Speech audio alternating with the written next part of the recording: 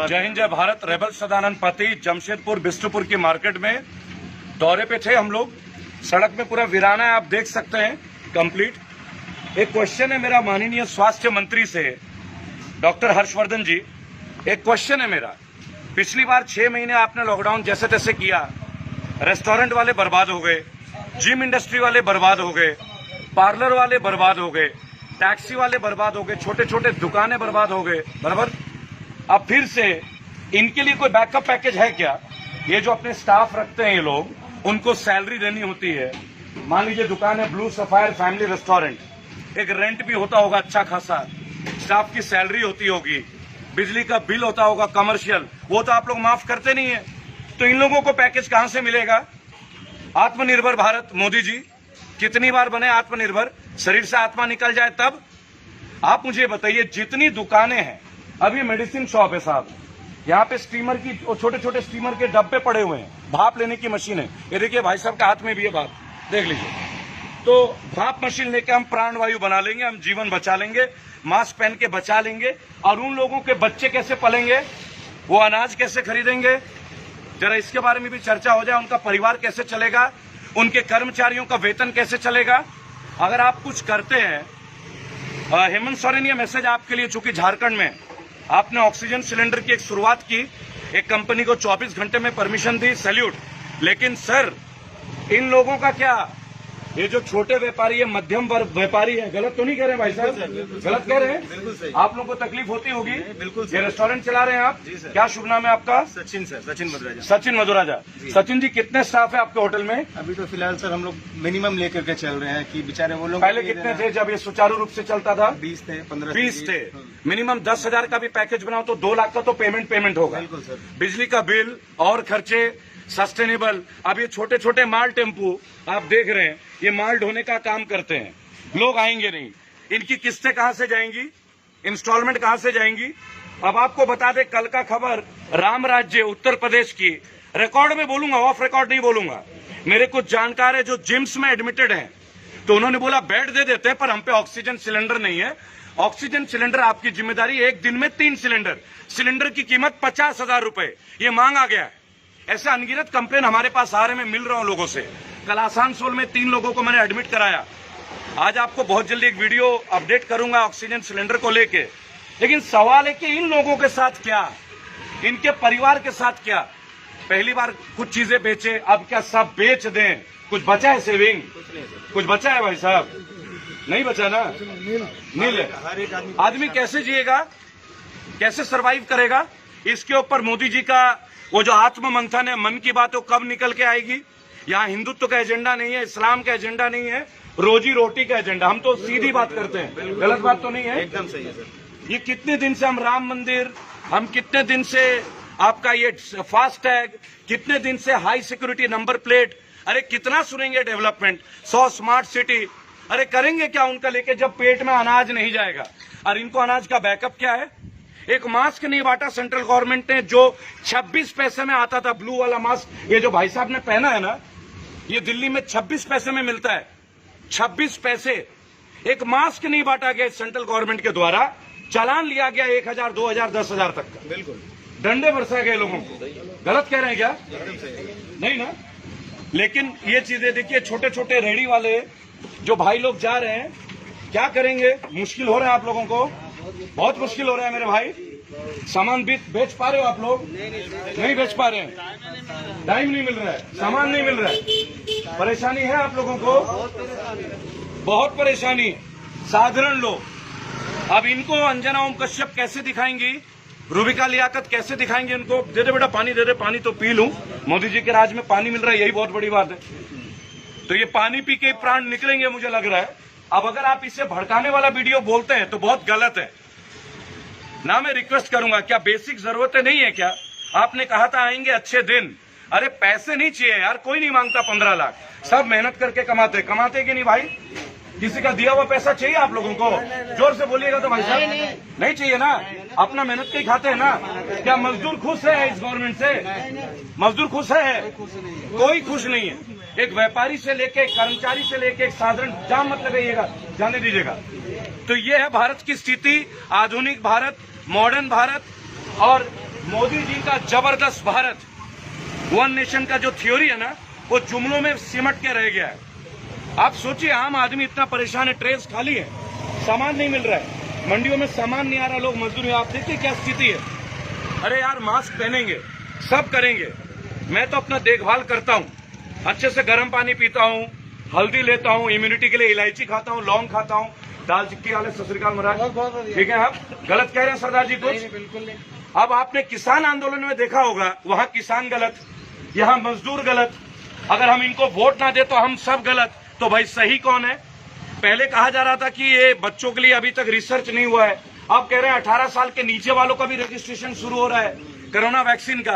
एक गारंटी तो दे नहीं पा रहे हो को वैक्सीन लगा के हम सेफ है भी या नहीं। मैंने पूछा एक दिन कि क्या वैक्सीन लगा से मैं खुले में जा सकता हूं? जवाब मिला नहीं। क्या वैक्सीन लगाने के बाद मैं सुरक्षित हूं? पता नहीं। क्या वैक्सीन लगाने के बाद किसी और से मिलता हूं वो सेफ है? पता नहीं। मेरा क्वेश्चन एक है, आप लॉकडाउन कीजिए, जरूर कीजिए, मना नहीं है, लेकिन जो ये हमारे भाई हैं, साधारण तरह से काम करते हैं, इनका एक बैकअप प्लान तो दीजिए। आप कहते हैं खाते में पैसे डालेंगे, सोनार बांग्ला बनाएंगे, बंगाल को तोप बना देंगे। अरे तोप छोड़िए, तलवार छोड़िए, सुई तो बना के दीजिए। इन मजदूरों के जो पानी लेके आ रहे हैं ना, इन लोगों के लिए एक बैकअप पेज दीजिए ना।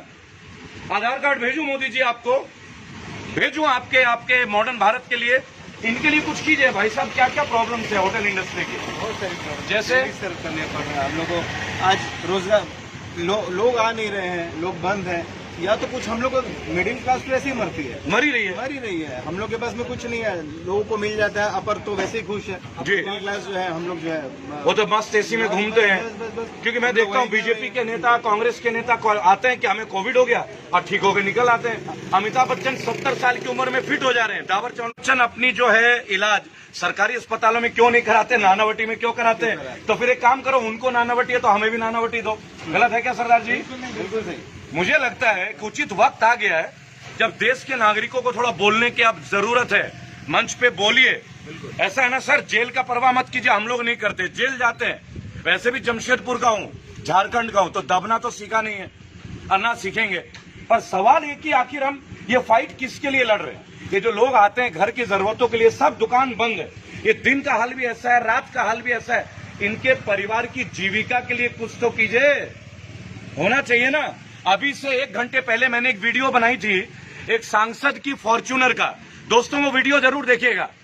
उसमें नंबर प्लेट के जगह संसद प्रतिनिधि लिख दिया भाई साहब ने, संसद प्रतिनिधि। 1 घंटे पहले का मेरा वीडियो।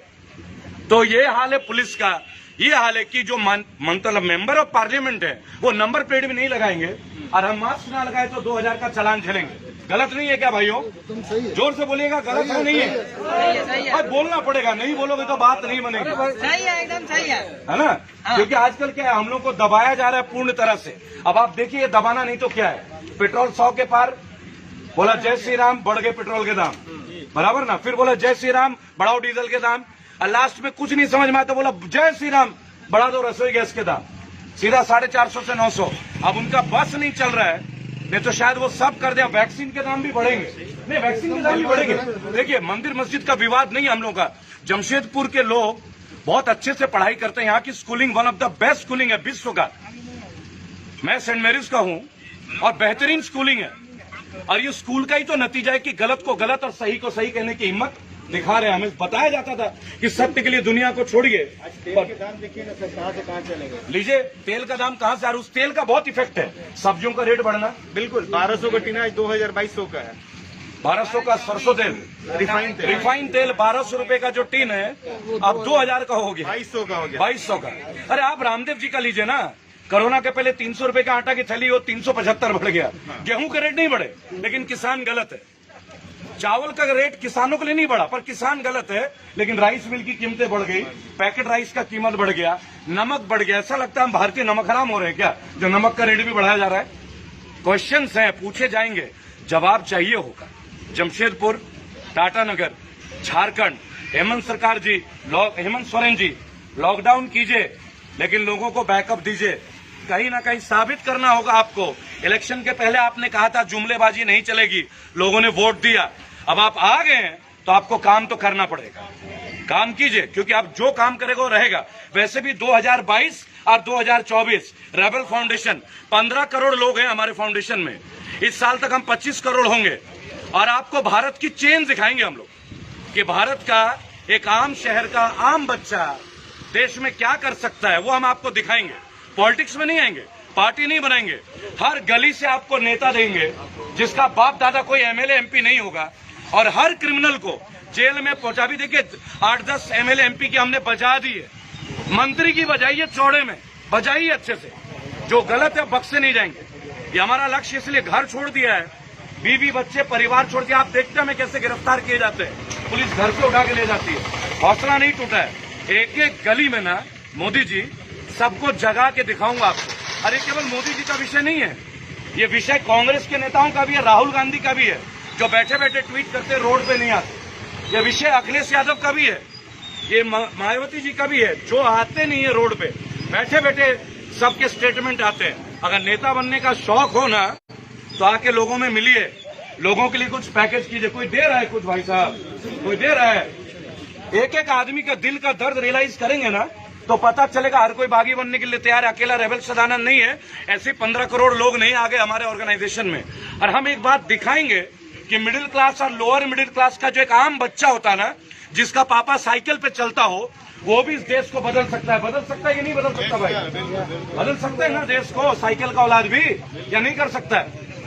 क्योंकि बहुत हो गया भाई। अब इस बार अभी हमने 9 मंत्रियों की जम के बजाई है और अब लिस्ट तैयार है। अगले 1 महीने के अंदर जो जो एमएलए के एरिया में जो जो कोविड में डेथ कर रहे हैं ना, और जिन्होंने एमएलए एमपी को कॉल किया और उन्होंने उन पेशेंट को अटेंड नहीं किया, उनके घर के सामने आ रहे हैं। लिस्ट बना रहा हूं, एक एक एमएलए के घर का पूरा डिटेल है मेरे पास, आ रहा है सब। आपको दिखाएंगे रेबल फाउंडेशन काम कैसे करता है, और इनको ये सिखाएंगे प्राइवेटाइज करने की जरूरत नहीं है। सरकारी मशीनरी को टाइट कीजिए, क्योंकि जब आप प्राइवेटाइज करते हो तो मंगल ग्रह से उतर के नहीं आते, वो भी हमारे आपकी तरह साधारण लोग ही हैं, और उन्हीं से आप काम करवाते हो। अडानी जी मंगल ग्रह और शनि ग्रह के पैदाइश नहीं है, इसी देश के नागरिक है। तो जब वो बना सकते हैं आपका एयरपोर्ट, जब वो लोहा बना सकते हैं, तो वो लोगों के लिए कुछ कर भी सकते हैं। मिलते रहेंगे आप लोगों से, दोबारा अलविदा लीजिएगा। अच्छी लिस्ट बना रहा हूं। जय हिंद, जय भारत।